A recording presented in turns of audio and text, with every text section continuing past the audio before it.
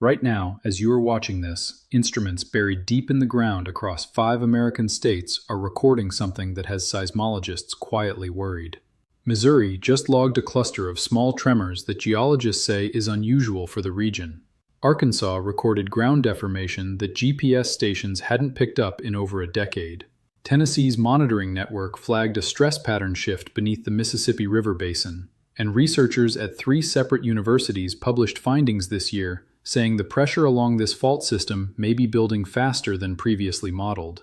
This is not normal background seismic noise. Something significant is happening beneath one of the most densely populated, least prepared regions in the entire country. Today we are going to break down exactly what is going on, where it is most dangerous, and whether things could get even worse.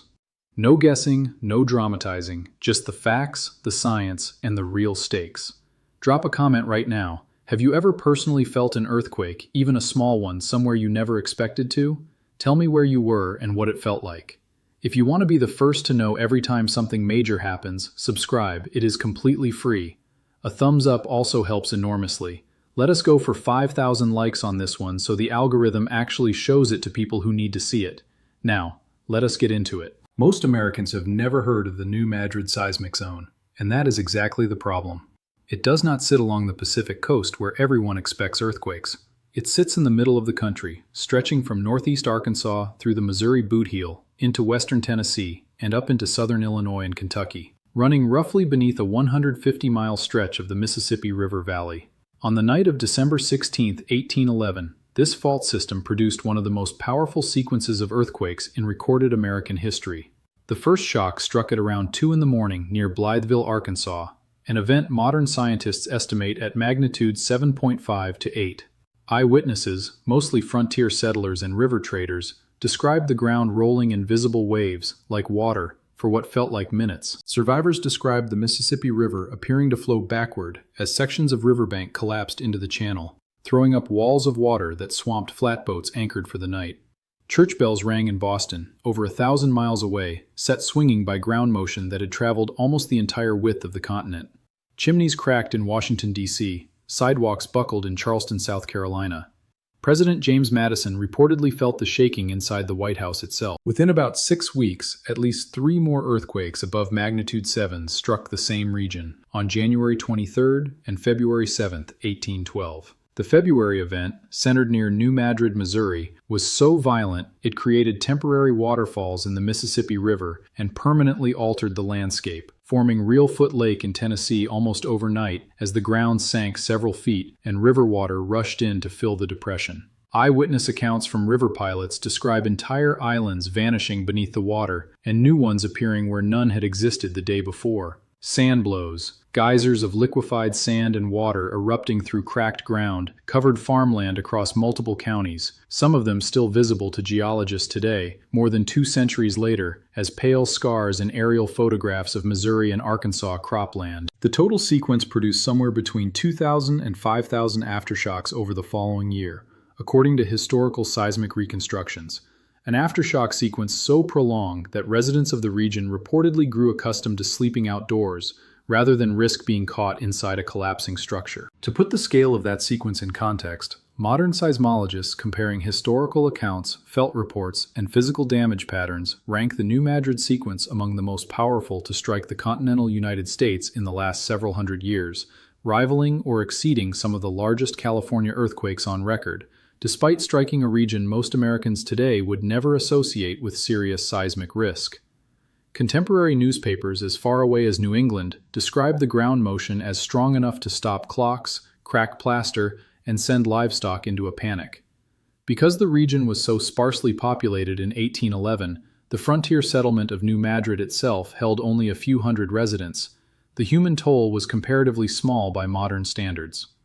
That is precisely what makes today's version of this hazard so different. The same fault system beneath the same ground now sits under several major metropolitan areas, a fact that transforms a once remote frontier disaster into a modern urban risk scenario entirely. That was over 200 years ago, and for most of that time, this fault has stayed quiet. But quiet is not the same as safe.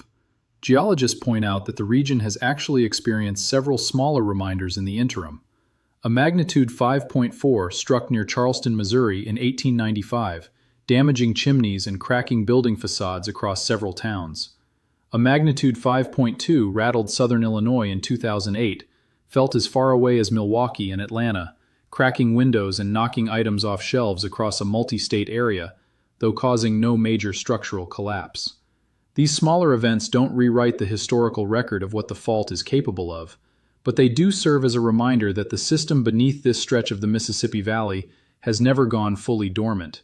It has simply been operating at a scale too small and too infrequent to hold the public's attention the way a coastal earthquake would. Modern seismic networks have made that quiet, ongoing activity far easier to see than it was even 20 years ago. Where 19th century observers relied entirely on felt reports and damage descriptions passed along by letter and newspaper, today's regional network includes dozens of continuously recording stations capable of detecting earthquakes far too small for any human to notice, some below magnitude 2 occurring on a near-weekly basis across the zone. That density of instrumentation is exactly why researchers can now say with confidence that this fault system remains active at a background level, quietly releasing small amounts of the same stress that, on a much longer timescale, built toward the 1811 to 1812 sequence in the first place. Scientists studying paleoseismic evidence, essentially reading the ground like a geological diary, by excavating and dating those same sandblow deposits layer by layer, have found proof of similarly massive earthquake sequences roughly every 500 years, going back at least 1,500 years, with clear evidence of major rupture events around the years 900, 1450, and 1811. That places the New Madrid Zone somewhere in the later half of its typical cycle right now, based purely on the historical pattern, though scientists are careful to stress that this kind of cycle is a statistical tendency, not a countdown clock. And that is exactly why this year's readings matter. In the past 18 months, the U.S. Geological Survey's monitoring array has logged a noticeable uptick in microseismic activity across the zone, including a swarm of over a dozen small quakes near Mark Tree, Arkansas in a single week, and a separate cluster of shallow tremors near Dyersburg, Tennessee, that local residents reported feeling as brief, low rumbles through their floors. Individually, none of these events would make headlines. Most measured below magnitude 3, far too small to cause damage on their own. Together, researchers say, they represent exactly the kind of stress redistribution pattern that precedes larger fault activity elsewhere in the world. Small segments quietly transferring load onto neighboring, still locked segments of the same fault system. To put this in context, imagine a rope being slowly twisted. For long stretches, nothing visibly happens because the fibers are absorbing the tension. Then, almost without warning, a few fibers begin to snap, one at a time, each snap barely noticeable until enough of them have gone that the whole rope suddenly gives way. That is roughly how scientists describe intraplate fault behavior like New Madrid. Unlike the San Andreas Fault in California, which sits at the boundary between two tectonic plates and behaves in comparatively well-understood ways, New Madrid sits in the middle of the North American plate itself, hundreds of miles from the nearest true plate boundary. It is what geologists call an intraplate fault, and those are notoriously harder to predict because the stress isn't coming from two plates grinding past each other at a visible, mapped boundary. It is coming from ancient, buried rift structures left over from when the continent nearly split apart roughly 700 million years ago, an event geologists call the Real-Foot Rift. That attempted split failed, leaving behind a deep scar of thinned, weakened crust running directly beneath what is now the Missouri boot heel. That old scar in the crust is still there, still weak, and still capable of concentrating stress in ways scientists are only beginning to fully model. Because unlike a plate boundary, an ancient rift doesn't announce itself on the surface with a visible line of hills or a canyon. It hides beneath hundreds of feet of river sediment, invisible to the naked eye, detectable only through gravity surveys, magnetic surveys, and the pattern of small earthquakes it continues to produce today. Here is the part that makes this genuinely more dangerous than a comparable earthquake out west.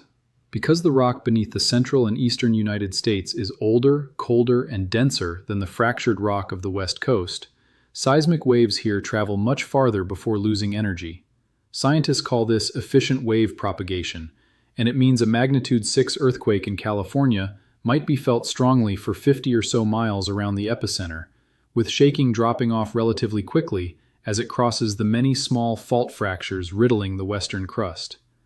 A magnitude 6 earthquake along the New Madrid Zone can be felt clearly across 10 times that distance, rattling windows in Chicago, Atlanta, and St. Louis alike, because the dense, largely unfractured rock of the continental interior transmits energy almost like a bell, ringing far beyond the epicenter with far less energy lost along the way. FEMA and the Central United States Earthquake Consortium have modeled a repeat of the 1811 to 1812 sequence, and the projected numbers are sobering.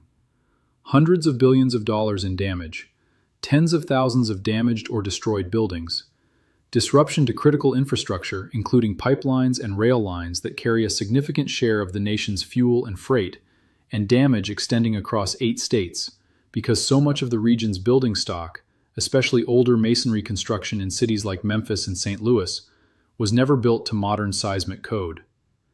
To put the exposure in context, some estimates place several million people living within the zone of strong expected shaking in a worst-case repeat, spread across a footprint many times larger than what a comparable magnitude California quake would affect. There's another wrinkle that makes this fault harder to read than its West Coast counterparts. On plate boundary faults like the San Andreas, decades of dense instrumentation and a clearly defined boundary let scientists model likely rupture zones with reasonable confidence, even if exact timing stays out of reach. New Madrid offers no such clean boundary. The stress here is inherited from the buried rift, redistributed slowly through the crust in ways current models still can't fully resolve, and expressed through a shifting, sometimes puzzling pattern of small earthquakes that don't always cluster where geologists expect. Some segments identified as historically active have gone strikingly quiet for years at a time, only to reactivate later, while segments once considered minor have occasionally produced sharper, more concentrated swarms. That unpredictability is not a sign scientists don't understand the fault. It's a known, documented feature of intraplate seismicity worldwide, seen in similar fault systems in places like Australia and eastern Canada, both of which have produced their own surprising, damaging earthquakes far from any plate boundary. Australia's 1989 Newcastle earthquake, for instance, struck a region with no significant recorded seismic history at all, killed 13 people, and caused billions of dollars in damage, almost entirely because the local building stock, much like Memphis today, had never been designed with earthquake resistance in mind. Researchers studying New Madrid frequently point to Newcastle as the closest real-world preview of what an underprepared, historically quiet intraplate region can experience when a fault that everyone assumed was essentially dormant finally moves again. There's also the matter of depth. New Madrid earthquakes tend to originate relatively close to the surface, typically within 3 to 15 miles down, compared to some plate boundary earthquakes that rupture much deeper. Shallower earthquakes generally produce stronger shaking at the surface for a given magnitude, because the energy has less distance to travel and disperse before it reaches the buildings, roads, and pipelines sitting on top of it.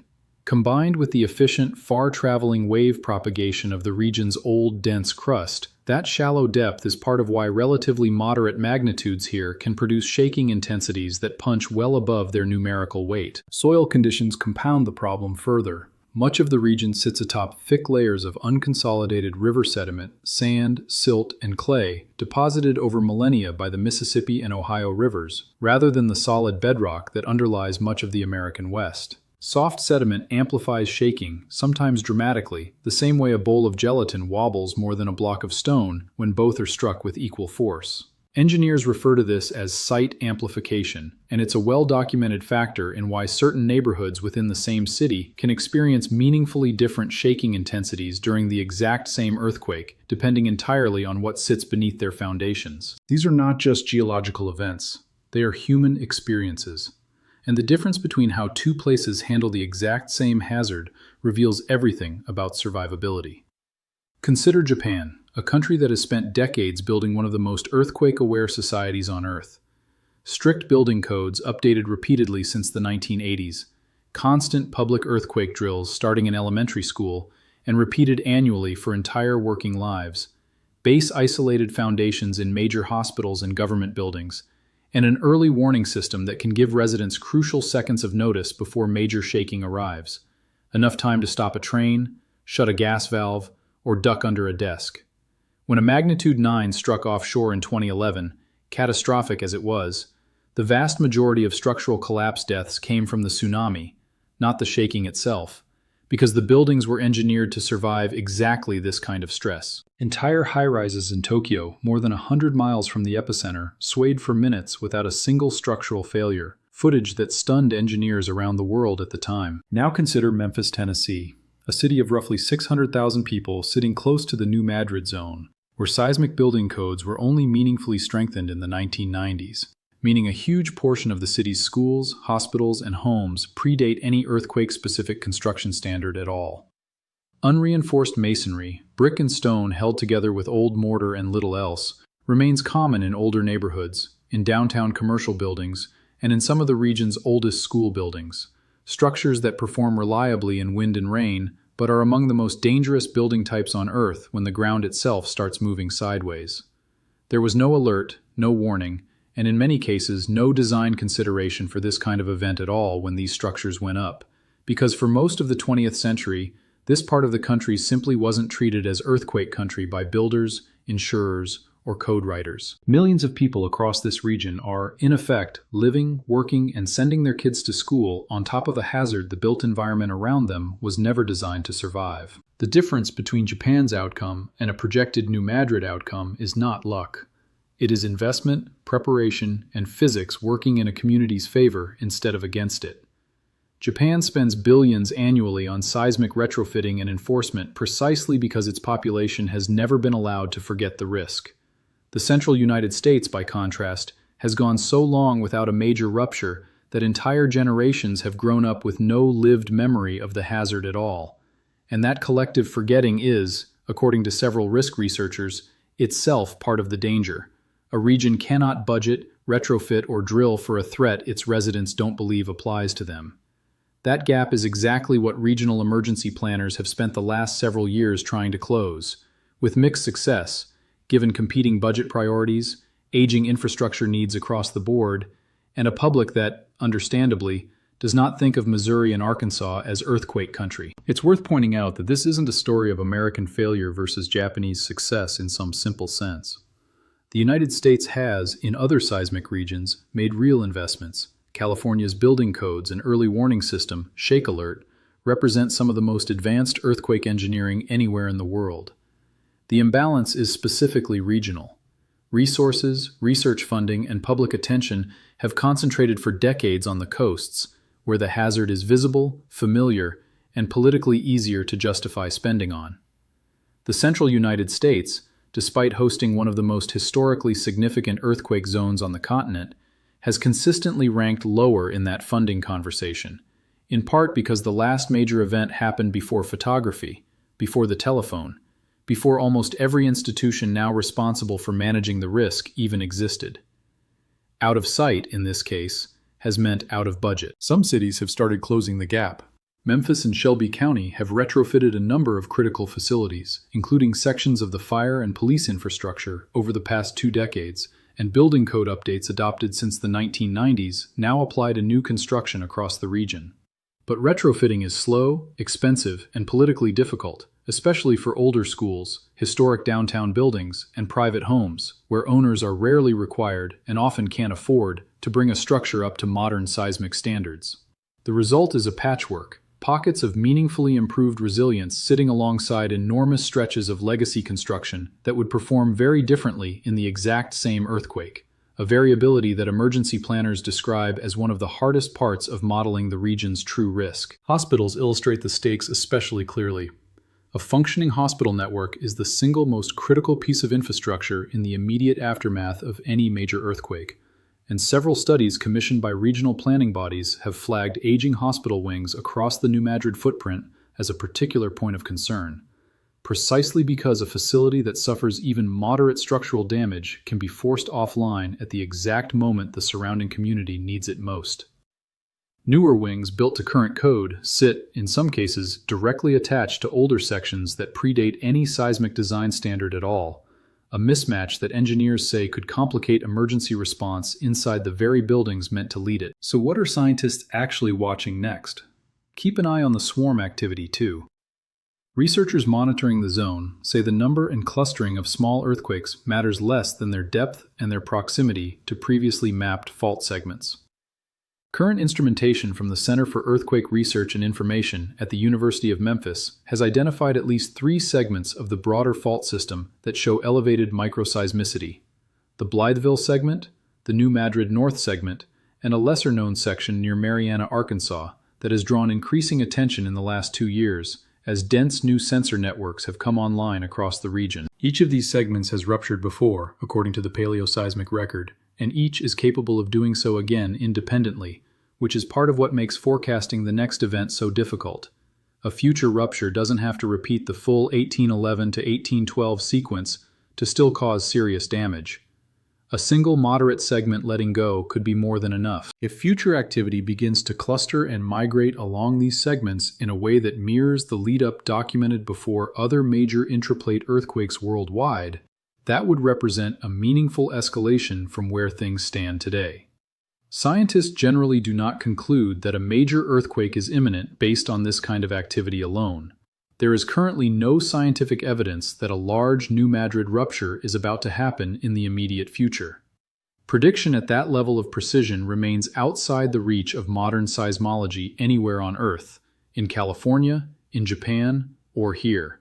But the region's overdue position in its historical cycle, combined with this recent uptick, is exactly why agencies are increasing monitoring density, installing additional GPS stations to track millimeter-scale ground deformation, and why several states are updating emergency response plans, and in some cases building codes, for the first time in years. Warming has also entered the conversation in an indirect way.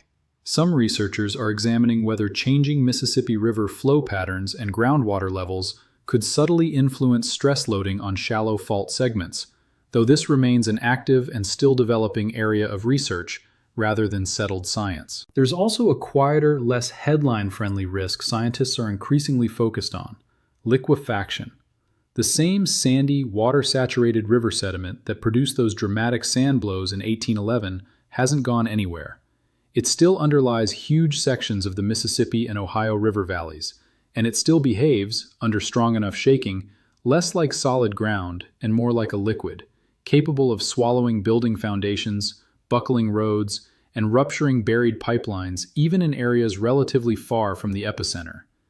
Engineers studying the region's exposure increasingly treat liquefaction, not just direct shaking, as one of the most consequential and underappreciated pieces of the overall risk picture, precisely because it can turn a moderate, survivable earthquake into a far more damaging event for the infrastructure sitting on top of that ancient river sediment. Emergency planners are also watching something less scientific and more logistical: readiness gaps in the supply chain. Memphis sits at the center of one of the busiest cargo and logistics hubs in the country, home to a major international air freight operation and multiple rail lines that funnel goods across the eastern half of the United States. A significant disruption here wouldn't just be a regional disaster story. Modeling from regional planning consortiums suggests it could ripple into shipping delays and freight bottlenecks felt well beyond the 8 states most directly affected by shaking. That broader economic exposure is part of why federal disaster planners have, in recent years, elevated New Madrid alongside far more famous West Coast scenarios in national-level earthquake preparedness exercises, even though the fault itself remains far less familiar to the general public than San Andreas or Cascadia. So here is the responsible bottom line. The New Madrid Seismic Zone is not showing signs of an imminent, catastrophic rupture, and no legitimate scientist is claiming otherwise. The supervolcano-style narrative some corners of the internet like to spin around this fault, an imminent, civilization-altering megaquake arriving any day now, simply isn't supported by the current data, and researchers who actually study this system are consistently clear about that distinction. But here's the part nobody talks about. The more immediate, statistically far more likely danger isn't the historic, headline-grabbing repeat of 1811.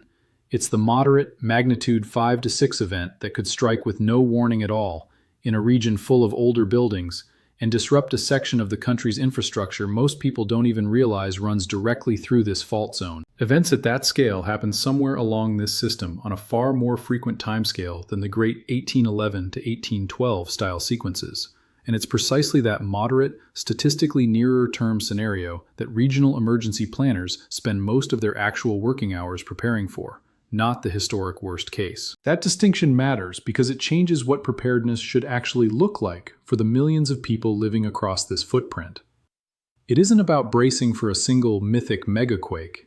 It's about the much more mundane, much more achievable work of retrofitting old schools, updating codes, securing water heaters and heavy furniture, and making sure families across Missouri, Arkansas, Tennessee, Kentucky, and Illinois know that the ground beneath them isn't as still as it looks. That changed fast, actually. Awareness of this exact risk has shifted noticeably among emergency planners over just the past 2 years, even as public awareness has barely moved at all. If you follow seismic activity or infrastructure risk at all, this false name probably already rings a bell now, and if it doesn't, it likely will soon. Drop your answer in the comments.